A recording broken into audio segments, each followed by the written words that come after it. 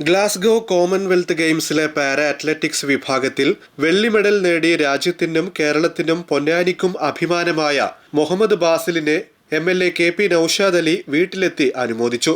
കായിക താരങ്ങൾക്ക് വേണ്ടി പരിശീലന കേന്ദ്രം ആരംഭിക്കാൻ പരിശ്രമിക്കുമെന്നും ബാസിലിന്റെ നേട്ടം പുതിയ തലമുറക്ക് പ്രചോദനമാകുമെന്നും MLA പറഞ്ഞു.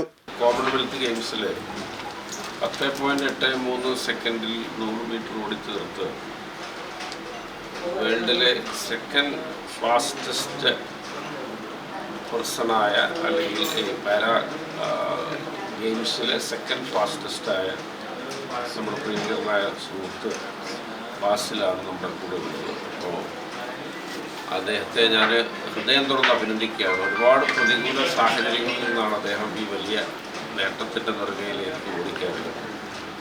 അപ്പോൾ ഇവിടെ അദ്ദേഹത്തിൻ്റെ ശ്രദ്ധയിൽ അദ്ദേഹത്തിൻ്റെ കോച്ചൊക്കെ എൻ്റെ ശ്രദ്ധയിൽപ്പെടുത്തിയത് ഇവിടെ കൃത്യമായി പരിശീലിക്കാൻ പോലുള്ള സൗകര്യങ്ങളുടെ അഭാവമാണ്.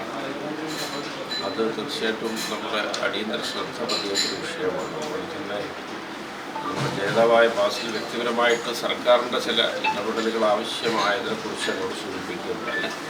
ആ വിഷയത്തിൽ ഞാൻ ഇന്ന് തന്നെ നമ്മുടെ കായിക മന്ത്രിയുമായിട്ടും മുഖ്യമന്ത്രിയുമായിട്ടൊക്കെ ബന്ധപ്പെട്ട് ഒരു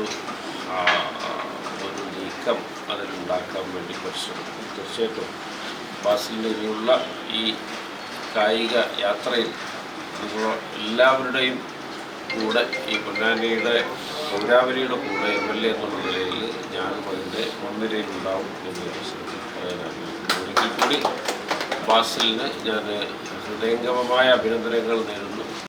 K. Jayaprakash, P. Hasan Koya master, കായിക താരങ്ങൾ, നാട്ടുകാർ തുടങ്ങിയവർ ചടങ്ങിൽ സംബന്ധിച്ചു.